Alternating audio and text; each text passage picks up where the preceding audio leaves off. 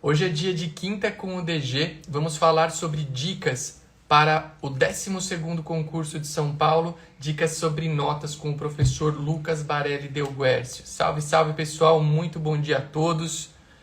Estamos aqui para mais uma transmissão do nosso Instagram, Quinta com o DG. Vamos aqui fixar o comentário do nosso aulão. Deixar um bom dia especial para o Sandro Caldeira, meu irmão lá do Rio de Janeiro, grande professor, grande profissional. Toda quinta-feira, 8 e 8 da manhã, temos a nossa live, o nosso encontro, nosso programa semanal aqui no Instagram. Cada quinta-feira a gente fala sobre um tema. Às vezes eu estou por aqui sozinho, às vezes eu estou por aqui com convidados. E hoje a gente tem como convidado o professor Lucas Barelli Del Guercio, que é meu irmão, parceiro aí de tantos projetos, de tantas empreitadas, e a gente vai falar sobre dicas para o 12º concurso de São Paulo, dicas específicas sobre o setor, a parte de notas. Então acho que o Lucas já está por aqui, o Lucas não tem CM, vamos ver aqui se ele já consegue entrar para participar da live conosco. Enquanto isso, a galera vai entrando. Eu já dei uma autorização. O Lucas está por aqui. Bom Lucas, dia. bom dia. Tudo bem? Tá Tudo me bem? ouvindo? Legal. Sim, te ouço bem. Te vejo. Tudo funcionando bem por aqui. Seja bem-vindo aí ao nosso programa semanal Quinta com o DG. Toda quinta, 8 e 8 da manhã, a gente está por aqui para falar sobre alguma coisa. E hoje a gente vai falar sobre 12º concurso de São Paulo na parte de notas. Então, passo a palavra aí para você dar um bom dia para o pessoal e aí a gente Bom dia começa. a todos. Hoje é a primeira vez que eu participo aqui do Quinta com o DG. Já tenho vários projetos com o Arthur, mas esse especificamente é a primeira vez que nós estamos fazendo junto para dar boas dicas a respeito aí do 12º concurso, que acontece no domingo, né? Então, acho que é um tema legal para a gente estar tratando hoje. Legal, legal. Dá um bom dia especial aí para todo mundo que está entrando aqui, que está mandando bom dia. Mandem bom dia. E mandem também, pessoal, duas coisas legais que eu sempre falo da nossa programação do Quinta com o DG. Aqui vocês têm a oportunidade de fazer perguntas, de tirar dúvidas sobre o que a gente estiver conversando. Então aqui tem uma caixinha de comentários, vocês podem mandar as perguntas que tanto o Lucas como eu temos acesso, e como a gente está em dupla aqui conversando, fica fácil a gente dar a resposta para vocês. E também, bom dia aí para o Hernani, para o Gilberto, que estão deixando aí uma mensagem para a gente. Sejam bem-vindos, muito bem-vindos. E também, pessoal, um ponto importante que eu sempre peço é o quê? Do lado aqui da nossa caixa de comentários, bem ao lado, tem um botão aqui com um símbolo que parece um aviãozinho. Você vai clicar nesse botão do aviãozinho aqui ao lado e vai mandar essa live para as pessoas que você entenda que possam se beneficiar do nosso conteúdo. Então, se você conhece alguém que vai prestar a prova de São Paulo no domingo, clique e manda. Se você conhece alguém que vai prestar uma outra prova, um outro concurso para cartório, clique e manda, porque apesar da gente ter batizado esse encontro de dicas para São Paulo, o que a gente vai falar aqui é conteúdo que vale basicamente para qualquer concurso para cartórios do Brasil. São dicas bacanas que vocês têm a oportunidade de ouvir e de, ao vivo, tirar dúvidas, né? Tirar dúvidas comigo e com o Lucas, que é um grande especialista nesse assunto, não à toa. Ele participa aí comigo de tantos projetos e sempre dando dicas preciosas, valiosas do tema tabelião de notas e outros, né? Mas hoje a gente vai falar aqui sobre tabelião de notas. Lucas, vamos lá, vamos começar então a trazer dicas legais para o pessoal. Prova domingo. Ontem eu dei uma aula para o pessoal da Educafro, que é uma entidade aí que apoia os candidatos que vão prestar o concurso pela cota racial, e eu conversei um pouquinho com o Mário Camargo, que é tabelião de protestos em Santo André, e ele fez a prova da remoção no domingo, e ele disse que caiu muita coisa. A prova da remoção ainda não foi publicada. Eu não sei se alguém que está aqui fez a prova da remoção no nosso grupo de espectadores, mas o Mário disse que caiu muita... O perfil da prova foi bem análogo aos concursos anteriores, muita letra de lei, muito direito notarial e registral, e pensando especificamente no Notas, ele falou que caíram bastante, eu acho que é bastante, né? Uma temática envolver 2 testes para uma especialidade, que tiveram 2 testes sobre o provimento 100, né? O provimento que envolve aí os atos notariais eletrônicos, que inclusive foi o que eu conversei ontem com a turma lá da Educafro. Então, pelo que Mário disse, tivemos um perfil de prova parecido com outros concursos que a VUNESP já realizou, e isso deve se manter na prova do provimento que acontece no domingo agora, né? Um perfil de prova que a gente já conhece. Mas para você, que é um grande entendedor, um grande estudioso do tabelião de notas, acho que a ideia aqui é um bate-papo informal, trazendo pontos. Traz para a gente, começa aí a elencar alguns pontos que você acredita que tenham potencial indagação dentro do concurso que está por vir aí para tentar ajudar a galera que está assistindo. Primeiro eu queria só agradecer que minha esposa entrou aqui. Ela não participa muito de lives também. Mandar um grande beijo pro amor da minha vida, da Vanessa, tá? Só cunhado. E eu para não ficar mal aqui, Isso eu mando mesmo. Um beijo para minha cunhada também, né? Então fica um beijo para Mas ela. voltando aqui ao tema, eu acho que o concurso de São Paulo ele tem essa característica. Nós acompanhamos esse concurso desde o 3º concurso, né? Ele tem, que foi o concurso que você foi aprovado. Aí no 4º concurso eu cheguei no exame oral, mas eu não consegui passar. Mas eu acho que o concurso de São Paulo ele tem uma característica que ele não tenta ser muito polêmico nos seus testes, né? Em especial nos testes atinentes a direito notarial e ao direito registral. Então, eu acho que nós estamos a 3 dias da prova, né? Vamos contar que hoje é um dia que as pessoas podem utilizar ainda para ler alguma coisa. Amanhã nós vamos ter o nosso aulão, que dá para utilizar para estudar também, amanhã e sábado. Então, sim. O link do aulão está aqui fixado, viu, gente? Quem quiser conhecer o nosso aulão que a gente vai falar ao longo do projeto, aulão de véspera da Academia SPCM, coordenado por mim e pelo Lucas, o link está aqui nos comentários fixado. Então, são dias que podem ser utilizados para isso. Eu venho dando algumas aulas já para o concurso e já adianto, é um spoiler do aulão, né? Uma das coisas que eu vou falar é um pouco do provimento 100. Eu acredito que se tem um tema que está com grande chance de cair em concurso, eu não sou aqui a mãe de Ná, né, para estar prevendo o futuro. Para aquelas pessoas mais novas, a gente tem que tomar cuidado, porque para aquelas pessoas mais novas, elas podem nem conhecer a mãe de Ná, mas a mãe de Ná, supostamente, ela fez a previsão do acidente dos Mamonas Assassinas, que alguns podem também até não conhecer, né?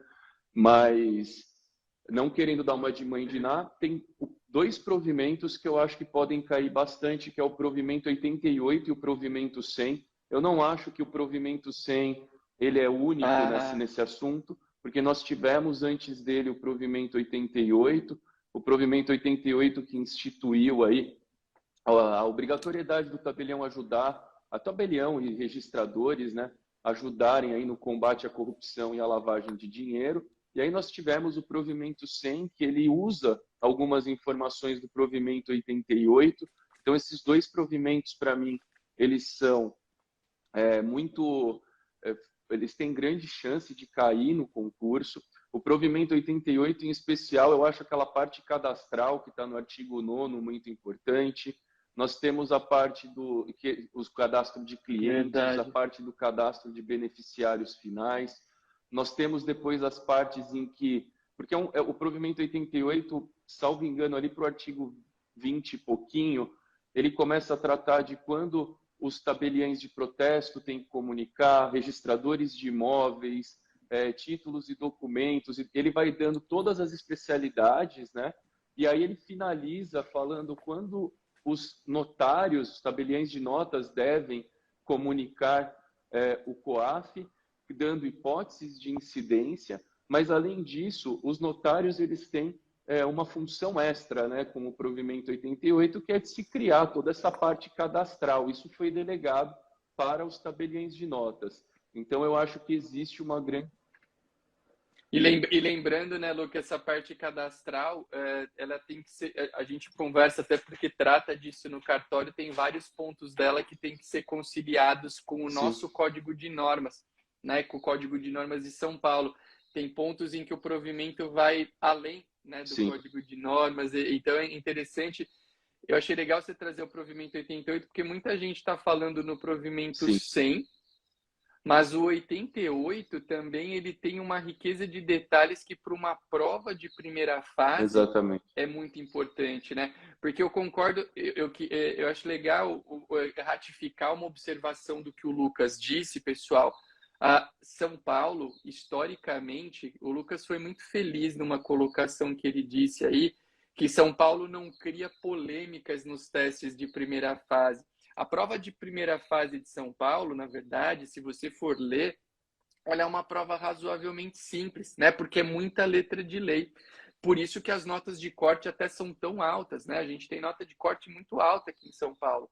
Só que eu acredito também que os examinadores aí do concurso, eles possam tentar, em provimentos como o 88, extrair detalhes que deem uma complicada na vida do candidato ali no teste, né? Então, por exemplo, quais são os requisitos desse cadastro, quais são as obrigações, né, de cada especialidade em termos de comunicação, de formação cadastral.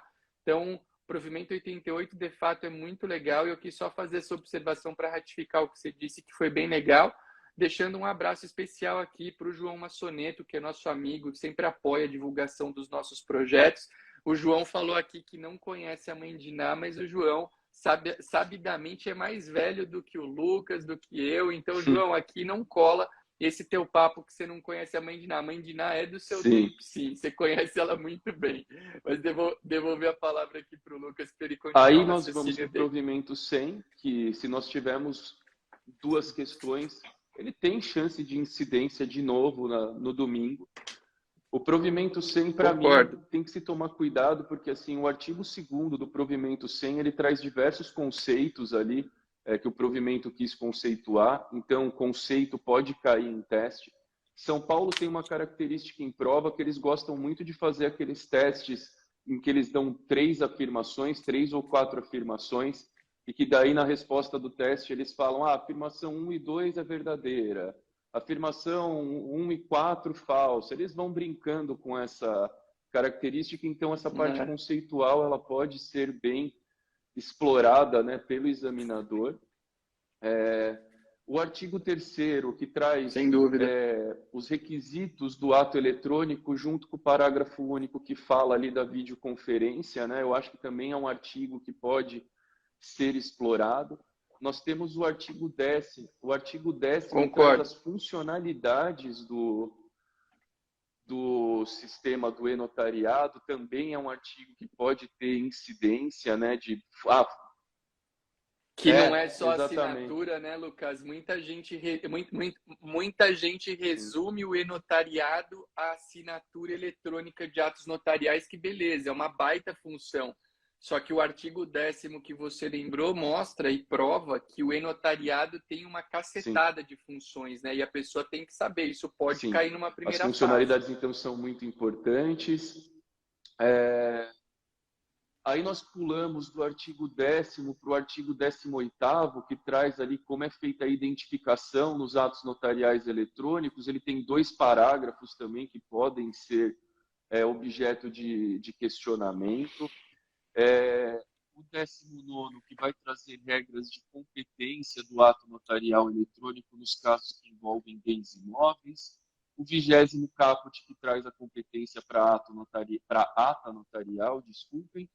E o parágrafo único do 20º, que traz a competência para as procurações públicas. Lembrando aqui uma dica relevante para quem está vendo, nós temos o 23º parágrafo 1º, que traz a competência para os reconhecimentos de firma por autenticidade em documentos que envolvem alienação de carros, né, nos DUTs ali, nos CRVs. Funcionalidade Sim, nova, né, exatamente. Lucas, que Uma está no funcionalidade que e-notariado. entrou em vigor há pouco tempo. E nós temos o provimento 103 do CNJ, que esse é um provimento que poucos trabalham, que traz uma regra de competência para as autorizações de viagem de menor de idade que são feitas eletronicamente.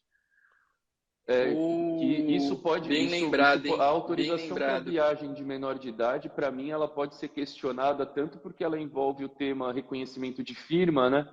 E hoje ela pode ser feita tanto por semelhança quanto por autenticidade. Nós temos aquela resolução 131 do CNJ que trata do assunto, mas também nós temos essa regra de competência agora, que ela vai falar que é competente para fazer esse ato o tabelião de notas do domicílio dos pais do menor, ou quando os domicílios forem divergentes, o tabelião de notas de cada um deles. Então, eu acho que é um teminha razoavelmente fácil de cair na primeira fase.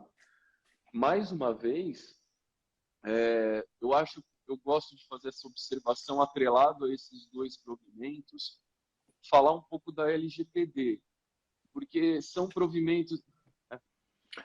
E só para você vai sair do provimento um 100 agora? 100 para alinhar... Legal.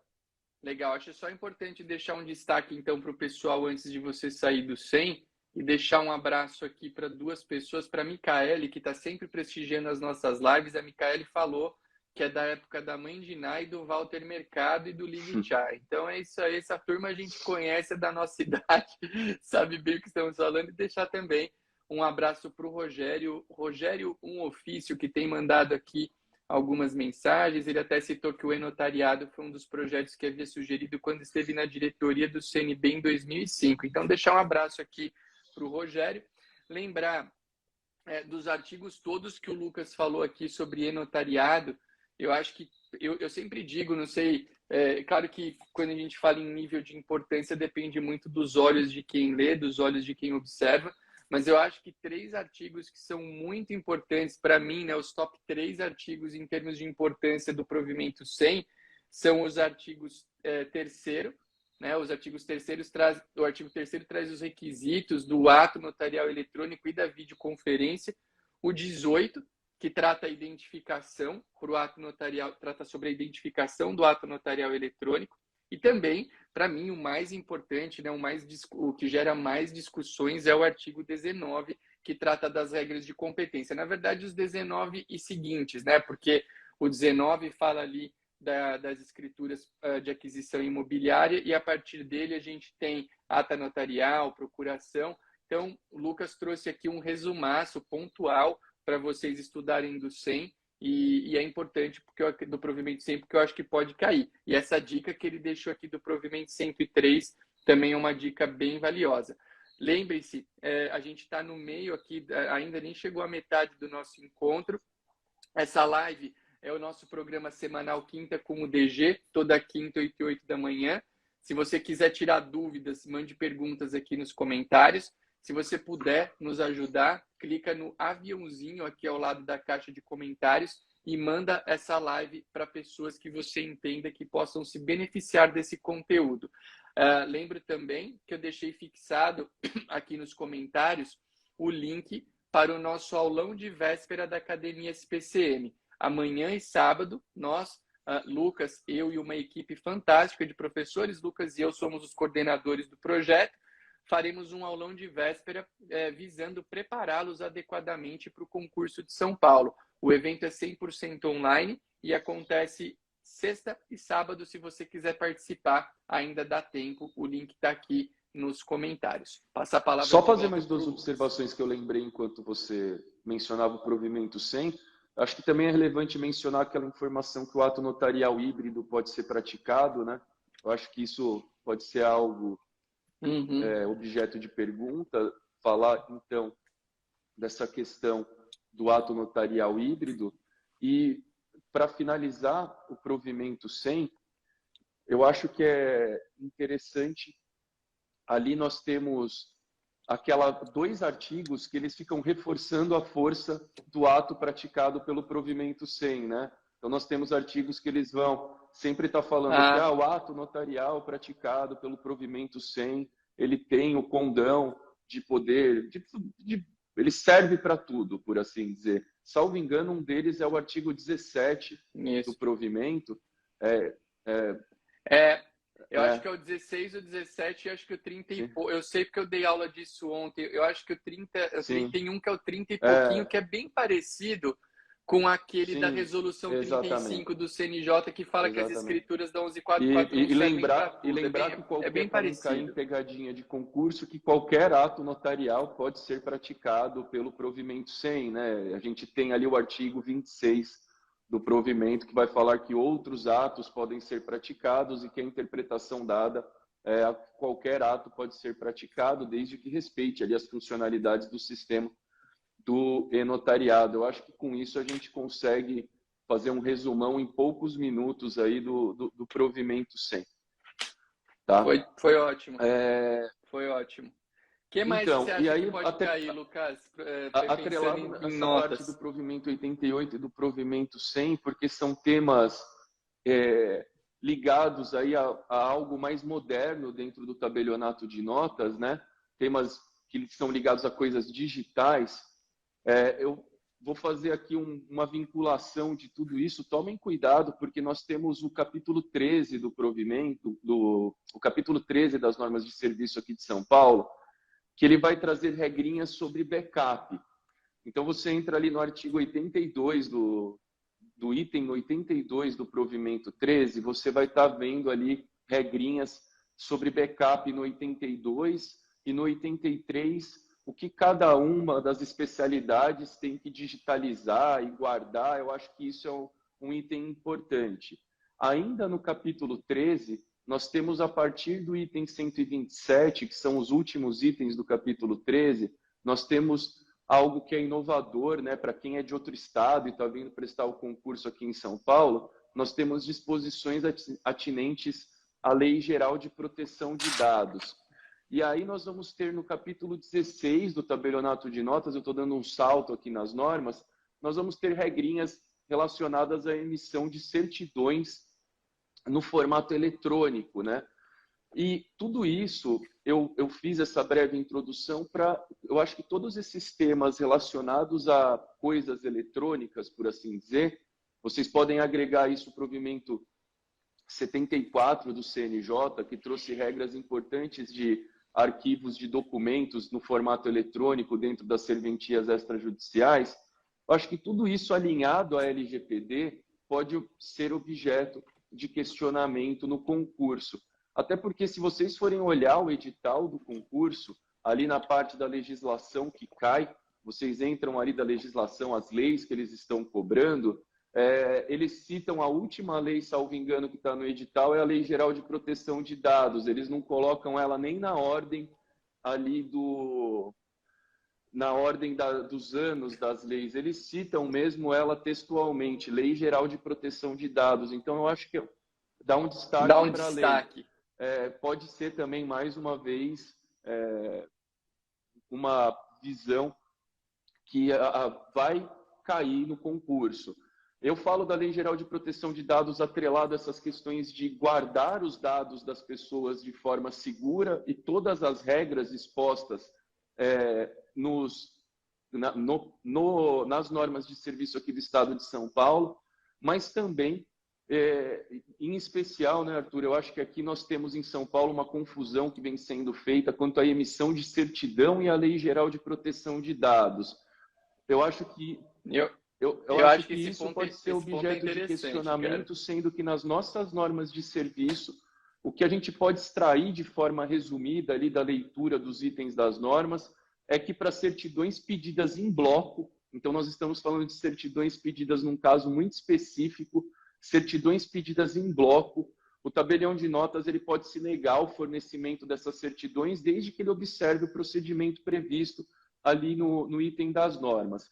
E eu acho que, quanto a Libres, Teve até uma sim, decisão, né, Lucas, que a gente leu esses tempos, acho que de uma das várias de registros sim, públicos que caminhou nesse sentido, né? Era um sim. pedido em bloco, né, Agora, de quanto à certidões. livre expedição de certidão, eu acho que, excetuados os casos do testamento, que pode cair, o testamento ali, aquela questão de expedir certidão em testamento é um item muito. É a cara do concurso de São Paulo. Agregando ao testamento É. público, nós temos hoje aquela recente atualização que proíbe a expedição de certidões de ata notarial quando envolve menor de idade, ali crimes sexuais envolvendo menor de idade, também para mim ali nós temos o item 140, o item Tem que ler com calma. 148.2 do capítulo 16, eu acho que é algo que cheira concurso de São Paulo também.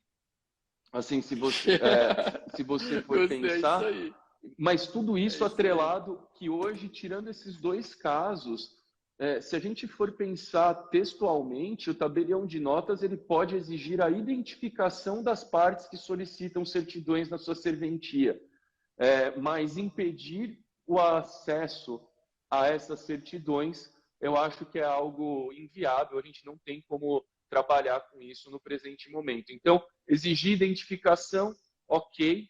Agora, se negar a expedir certidões, tirado ali os fatos mencionados, como no caso de testamento de casa, ata notarial e certidões emitidas em bloco, eu acho que é algo que não cabe no Estado. Isso, para mim, eu estou com isso na minha cabeça esses dias e quis compartilhar com vocês, porque eu acho que se tem algo que pode cair, é mais para esse sentido. Eu não vou entrar no mérito aqui da Lei Geral de Proteção de Dados, ela conceituar o que são dados sensíveis, o que são dados anonimizados. Eu acho que são conceitos que aí a gente vai poder colocar em qualquer parte do concurso, né? Se você for pegar os conceitos que a Lei Geral de Proteção de Dados Sim. traz nos seus artigos, eles podem cair em diversas áreas do concurso. Agora, atrelado à nossa matéria, eu não vejo como fugir também muito disso que nós conversamos nesse momento.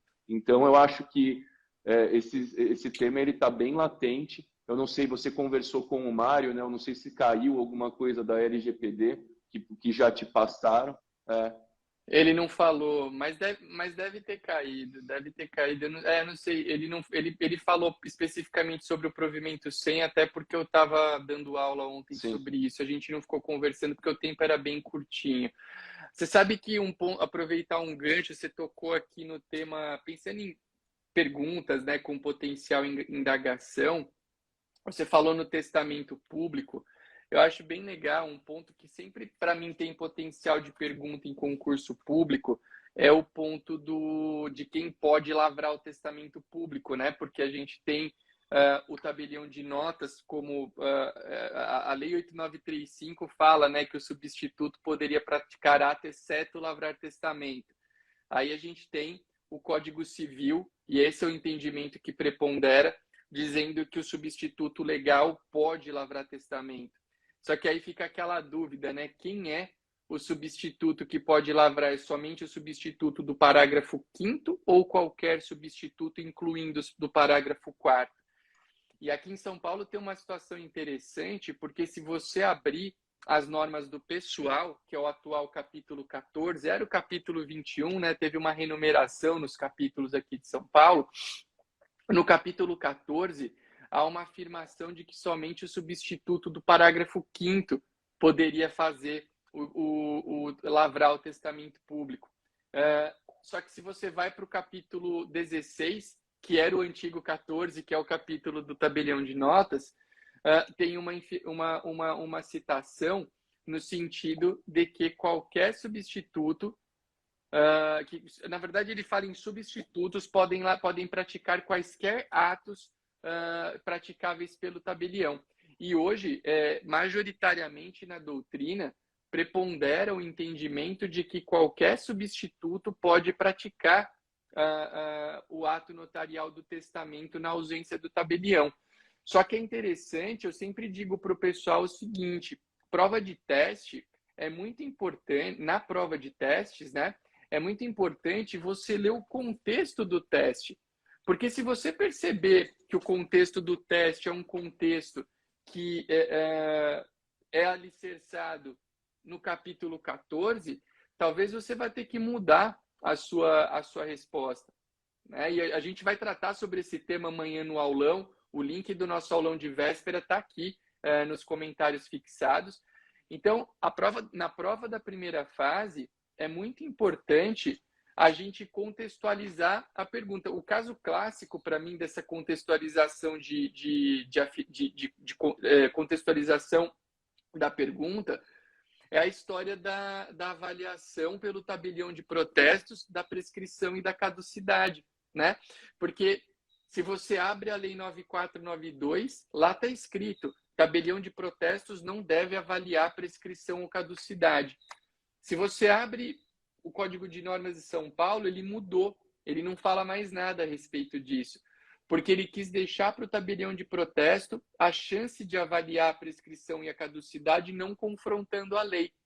E hoje, para os nossos tribunais, é amplamente, é bem pacífico, tem até uma jurisprudência em tese do STJ dizendo que o protesto de título prescrito é indevido. Então, eu achei importante, o João até comentou aqui que na 8935 tem aquela proibição do substituto lavrar testamento. Então, é importante, eu lembrei dessa questão do substituto lavrando testamento, e eu acho que é muito importante as pessoas que vão prestar uma prova de primeira fase entender também que na primeira fase você não tem poder de argumentação, né? Porque se te fazem essa pergunta numa prova escrita, num exame oral, você tem poder de argumento. No teste, não. Então, uma dica que fica aqui, e aí eu já te devolvo a palavra para você continuar com as dicas, até se quiser fazer algum comentário. A dica que eu deixo, qual que é?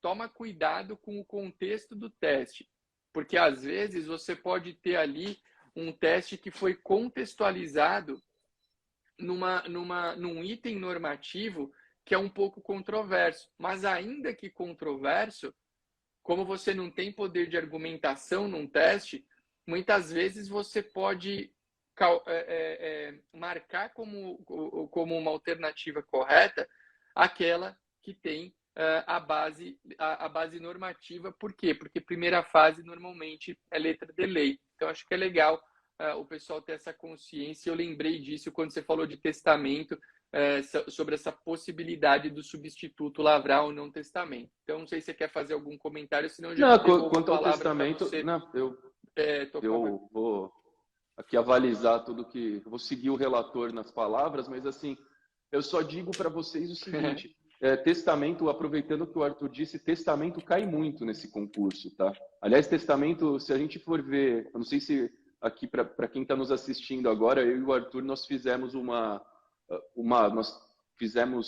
somos coautores de uma obra em que nós fizemos comentários a questões de concurso de cartório no Brasil inteiro. Se tem uma coisa que cai bastante em concurso de cartório é testamento.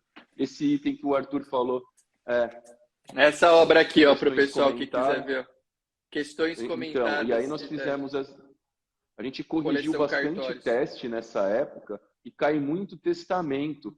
Para finalizar a matéria do testamento, lembrem-se que o testamento, como nós temos o público, o cerrado e o particular, né? Aí já entrando um pouco no campo do direito civil, não mais no campo do direito notarial, da parte de notas, mesmo eles caminhando conjuntamente, o testamento, para mim, ele pode cair tanto na parte de notas quanto na parte do direito civil, né? Então, se nós vamos ter 65 testes, são 50 testes de registro, 15 testes de direito civil, a probabilidade disso cair é muito grande, porque são muitos testes. Então, e como a gente falou que São Paulo não tende a inovar nessa parte da primeira fase, até porque nós tivemos, eu não vou me recordar quando, nós tivemos um concurso aqui em São Paulo, que eu acho que eles ficaram um pouco traumatizados, que tiveram acho que 6 ou 7 anulações na primeira fase, eu não sei se o Arthur se recorda, de teste em primeira fase. Foi um teste que eu acho que acabou gerando uma certa lição aqui para a VUNESP, que sempre fez os concursos de São Paulo. Ela, nesse concurso, acho que tentou inovar um pouco, não se deu muito bem, acabou anulando por volta de 6, 7 testes na primeira fase, e aí voltou para a característica que nós temos hoje de ser uma prova pautada mais em texto legal e texto de normas de serviço. Então, o testamento é prato cheio para o examinador. Também é mais um tema que, se eu tivesse que dar um chute aqui, se cai, eu recomendaria para vocês, aquele momento que vocês estão tomando um café, estão sem fazer nada, um pouco distraídos, abre lá hoje, não mais o nosso Vademecum, né, que também é uma coisa que eu não vejo as pessoas usando tanto, comprando um Vademecum, abre lá o seu celular. Só para prova, né? Vademecum a galera exatamente, compra para a segunda mas fase, então, né? a pessoa abre lá no testamento, que é um bom chute, mas acho que de testamento a gente pode encerrar por aqui. E eu acho que daquelas dicas iniciais, eu também finalizaria, acho desses temas que são mais modernos, né? Eu tenho um tema, não sei se você quer agregar alguma coisa daqueles outros assuntos, tem um tema que cai muito em concurso de primeira fase aqui no estado de São Paulo, que é o tema emolumentos. Não só em São Paulo, como também no Brasil inteiro. Isso porque nós temos uma lei federal, que é a Lei 10.169 de 2000, que regra de maneira geral o assunto emolumentos, e temos uma lei estadual aqui em São Paulo, que vai tratar desse assunto também, que é a Lei 11.331 de 2002. Isso cai muito. Emolumentos sempre cai em primeira fase de concurso. Então, é mais uma dica para você que está a 3 dias do concurso. Aqui, a gente sempre fala, 3 dias do concurso, não é recomendável que você faça estudo, você vai pegar uma doutrina lá, você vai pegar o código comentado do DIP, desculpa, aquele código, você vai pegar o código comentado do Peluso agora e vai estudar direito civil pelo código comentado do Peluso. O momento não é esse, o momento é de você ler letra fria da lei, porque é mais rápido e você consegue otimizar um pouco essa leitura, e você tentar ler também leis que não te causam desespero por não terminar. Eu não sei vocês, mas se eu começo a ler alguma coisa, eu tenho um tique nervoso de querer terminar essa coisa. Eu não consigo deixar para lá. Então, assim, não é o momento de você abrir agora o Código Civil, não é o momento... O Código Civil inteiro, se você quiser ler algo pontual, leia algo pontual, mas fraciona. Não é o momento agora de você chegar, né? Eu vou ler o Código Penal. Cai muito pouco penal no concurso. Então, você vai poluir a sua cabeça com as coisas que você já sabe.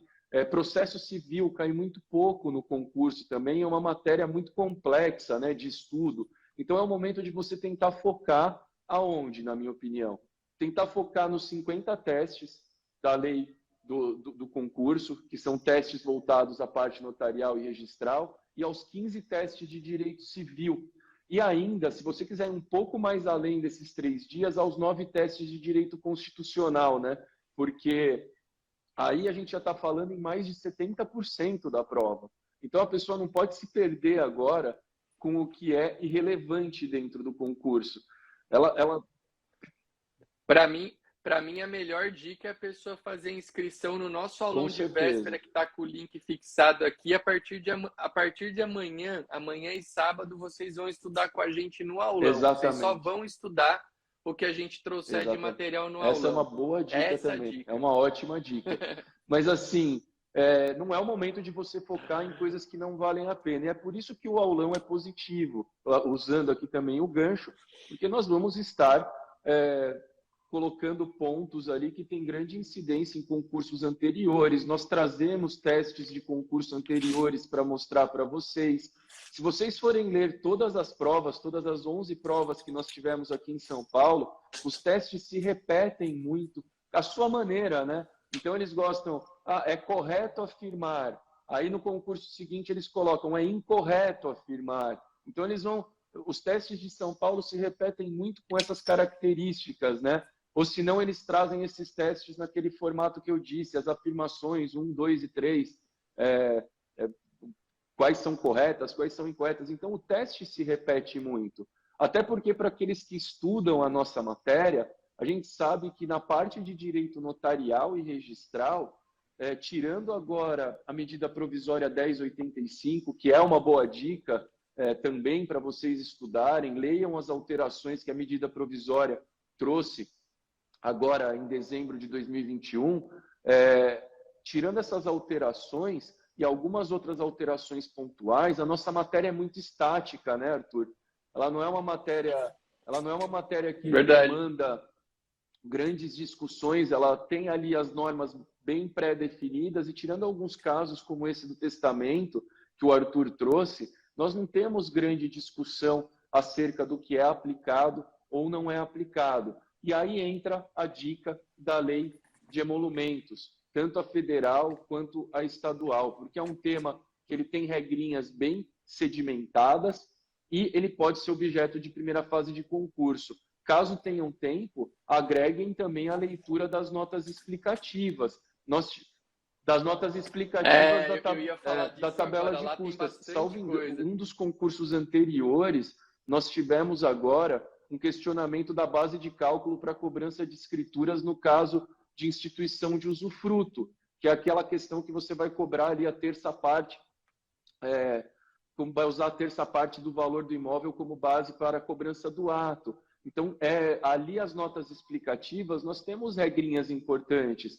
Uma regrinha para mim que pode ser objeto de questionamento hoje é aquela regra que está nas notas explicativas, que fala que para escrituras que não ultrapassem 30 salários mínimos, ou que ainda a forma pública não seja exigida, escrituras com valor declarado, que a forma pública não seja exigida, e ainda assim a pessoa opta por praticar o ato notarial, você tem que reduzir em 40% a cobrança do ato, é uma regra importante. Além disso, nós temos o item 1.4 do capítulo 16 das normas de serviço, que falam que quando a pessoa opta por praticar um ato na forma pública, mas ele não é obrigatório, o tabelião de notas ele deve orientar a parte a respeito dessa situação. Então, é um teste que ele tem. Ele traz essa característica de você poder agregar um questionamento à parte de cobrança de escrituras, que eu acho bem interessante. Então, assim, eu não sei se o Arthur quer agregar alguma coisa, mas uma outra dica que eu posso deixar é essa aqui da questão da lei, tanto a lei 10.169, lei federal, quanto a lei estadual 11.331 de 2002, aqui em São Paulo, tem bastante incidência em concurso. Eu acho que é interessante lembrar das notas explicativas que você citou, e eu acho que é um ponto bem, bem importante. Apesar de não ser cobrado, né, os enunciados do Colégio Notarial tratam muito bem uma mecânica sobre a questão da mecânica de cobrança. Se a pessoa tiver com tempo, talvez valha a pena dar uma batida de olho. Lembrar, né, que a natureza jurídica dos emolumentos notariais e registrais é uma natureza jurídica de taxa, isso é né, muito que importante. isso talvez possa isso talvez possa ser indagado, isso já foi decidido e vale a pena guardar. Até porque por que eu não posso dar desconto, não posso cobrar mais quando não haja previsão legal? Justamente pela natureza jurídica, que é uma natureza jurídica de taxa. Você falou de MP 1085 e a gente está falando de emolumentos. É importante colocar que nos deveres, naquele artigo, nós vamos tratar isso no aulão amanhã, nos deveres dos notários e registradores foi inserida aquela questão do recebimento por meio eletrônico e do parcelamento dos emolumentos. Então, já vamos fazer o link MP 1085 com os emolumentos. Sim. Acho que são dicas legais. Quero deixar aqui, já que a Vanessa, estamos prestigiados pelas nossas mulheres. A Vanessa esteve aqui mais cedo, graças a Deus. Agora, quem chegou aqui foi a Rose, que pediu para a gente mandar um beijo. Manda um beijo para a gente, tio Lucas e papai. Então, um beijo para a Rose, que é o meu amor. Eu vi meu cunhado aqui Maria também, Tereza, que devem estar nos assistindo. Familiar, né? Tá aí o Vicente Sfei também. Ele ingressou, manda um abraço pro meu cunhado legal. também. Tá? Legal, sempre bom ter os nossos familiares por perto, prestigiando e dando aquela boa energia para a gente produzir conteúdo, né, gente? Porque produzir conteúdo em redes sociais, em cursos, é um trabalho extra, né, dos nossos trabalhos principais como tabelião e substituto, e ter o apoio familiar é algo que sempre nos enche de energia e bom astral. Lucas, estamos a 10 minutos do fim da nossa live. Falamos sobre pontos. Eu acho que a tua vinda aqui superou quaisquer expectativas, porque você trouxe muitas dicas legais.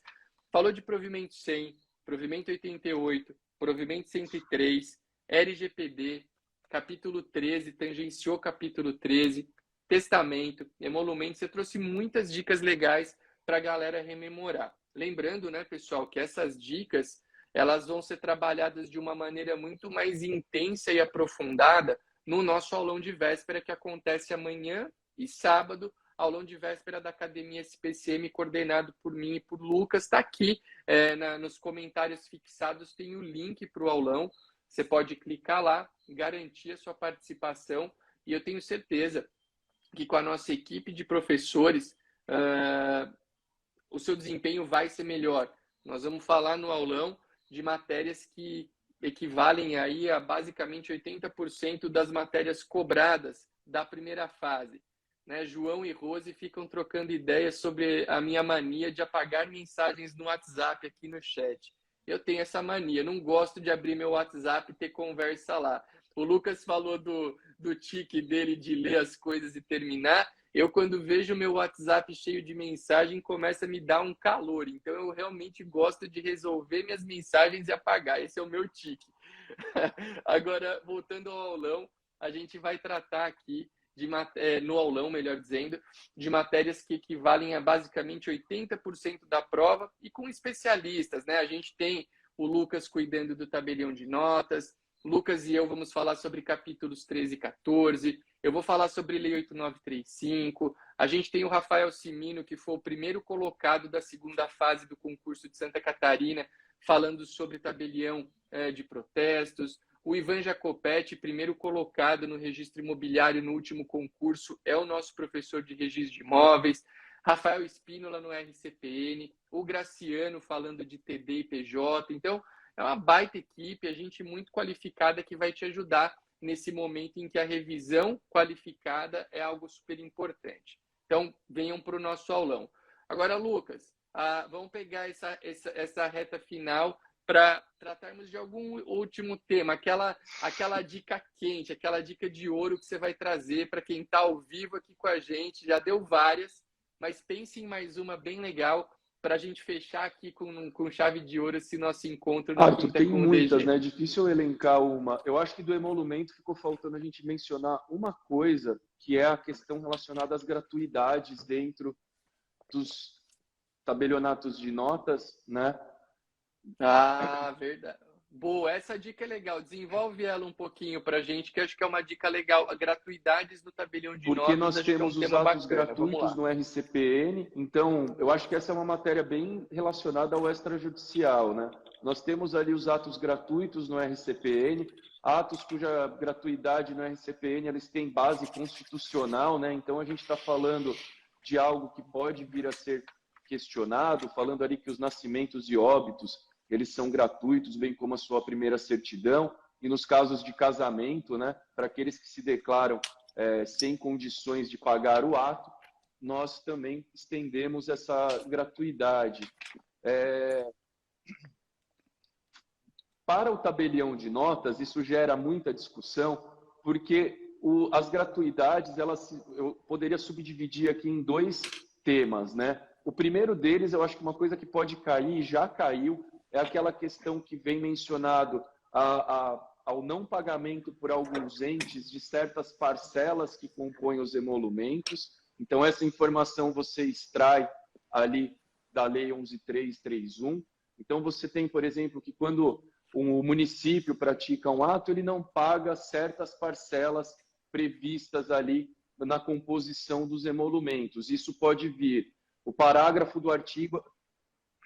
Lembrando que não são todas, hein? Esse ponto que o Lucas trouxe é legal, porque tem gente que quando pratica ato notarial em interesse do município só cobra a parte do tabelião e não as hipóteses ali que ele não, os entes que ele não paga são elencados e olha como é importante, né?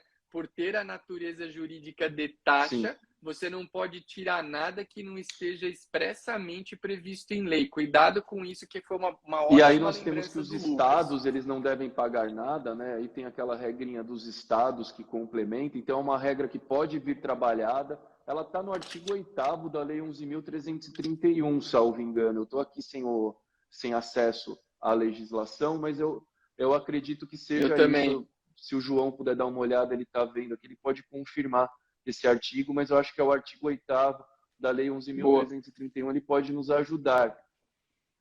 O João pode parar de fofocar com a Rose e fazer algum trabalho acadêmico aqui com a gente. E daí nós temos a questão relacionada se existem atos gratuitos que o tabelião de notas deve praticar. E hoje já é ponto pacífico que essa gratuidade ela só pode ser dada quando o tabelião de notas ele recebe uma ordem, né? Uma ordem judicial, então a pessoa tem que afastar judicialmente a cobrança dos emolumentos e aí sim ela vai ter direito a essa gratuidade. Então eu não sei se o Arthur quer agregar algo a esse tema, mas eu acho que gratuidade é um assunto que pode cair sim no concurso.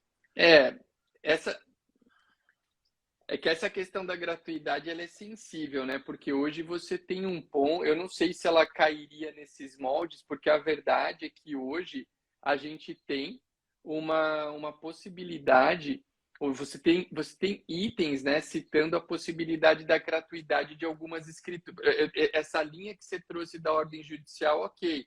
Mas se a gente for pensar, por exemplo, nas escrituras da 11441, né, escrituras de separação, divórcio, dissolução de união estável e inventário, ali hoje tem preponderado o entendimento de que a gente deveria dar essa gratuidade no pedido, mas Sim. claro que podendo questionar, igual nos casamentos, né, Lucas? Porque né? hoje não dá para o cara não pode. O cara não pode chegar no cartório para fazer ali uma escritura de um inventário de um imóvel na Avenida Paulista e falar que quer se declarar como pobre para fins de não pagamento de emolumentos. Então, é importante, porque hoje acho que no CPC, o artigo 98 do CPC trata um dos parágrafos do 98 trata dessa questão da gratuidade. Mas a gente tem que deixar fora dela a questão das escrituras de separação, divórcio, dissolução de união estável e inventário, porque aí tem uma previsão expressa, né, trabalhando essa questão da gratuidade.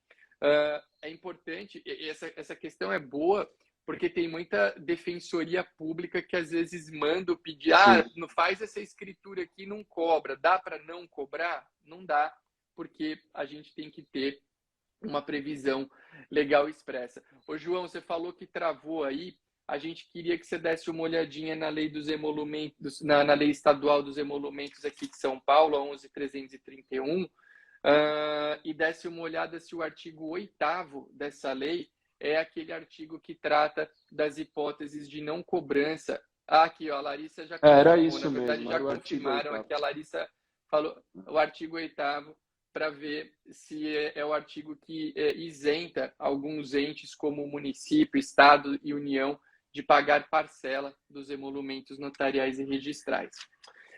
Pessoal, a gente chegou aqui então ao final do nosso encontro. A gente quis trazer nesse quinta com o DG algumas dicas importantes sobre a parte de notas para o 12º concurso de São Paulo que acontece no domingo, mas são dicas que valem, como eu disse, para qualquer pessoa que esteja prestando concursos para cartórios, tirando um ou outro ponto aqui específico de São Paulo que a gente tratou. Eu quero lembrar que esse nosso programa semanal, o Quinta com o DG, ele acontece toda... o João até copiou aqui o artigo. Eu quero lembrar que esse nosso programa Quinta com o DG, ele é semanal. Ele acontece toda quinta-feira, 8h08 da manhã. Então, se você gosta de acompanhar aqui os nossos conteúdos, esteja conosco, avise os seus amigos a respeito.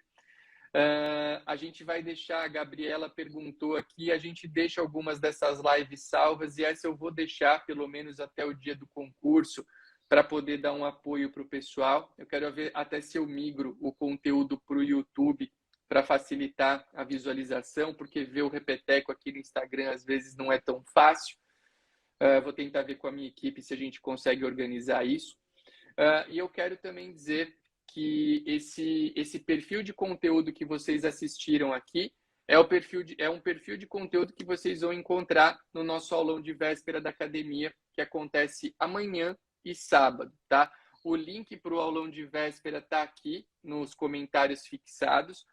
O evento é 100% online. Nós optamos pelo formato online nessa edição, justamente porque a gente ainda está num momento levemente crítico da pandemia, né? A gente tem aí caso para lá, caso para cá, e de uma certa maneira, por mais que eu goste muito do aulão presencial, eu reconheço que no formato online ele tem a grande vantagem de você poder assistir da tua casa, né? De não ter que se deslocar, de não ter custos com o deslocamento.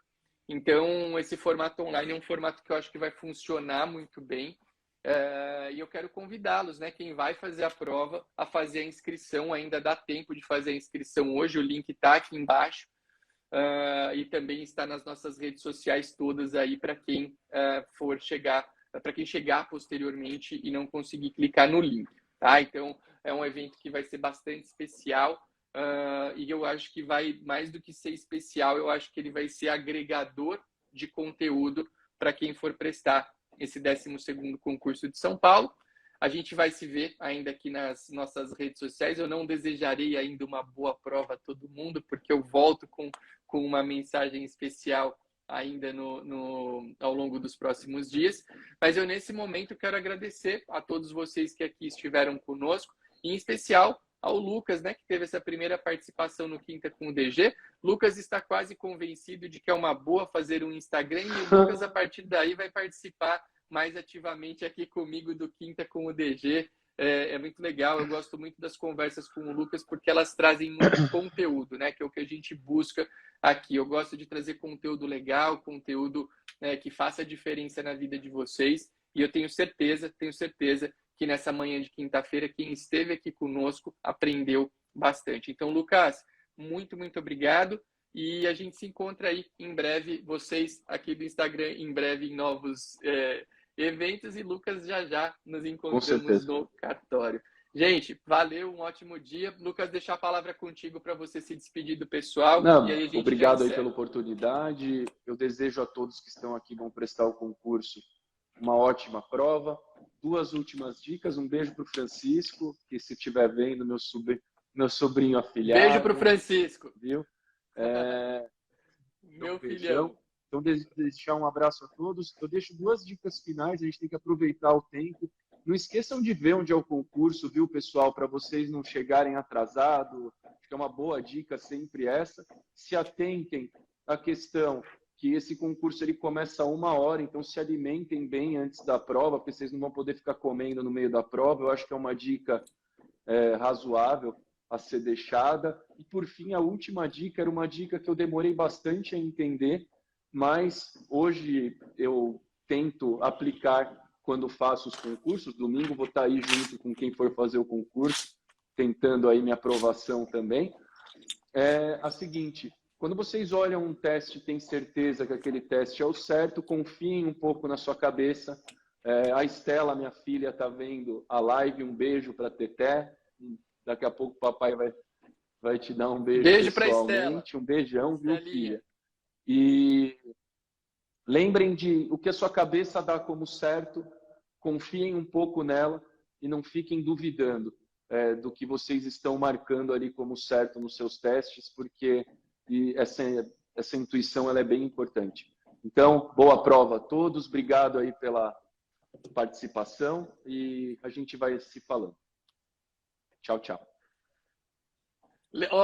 Só uma coisa, essa história do Lucas do teste é muito importante. Se você ficou em dúvida entre A e D e marcou A, na hora de transpor a resposta para o caderno de respostas, não muda para D. Confia, como o Lucas disse, naquilo que você acha que é certo. Se você estudou e marcou, é aquilo lá. Valeu.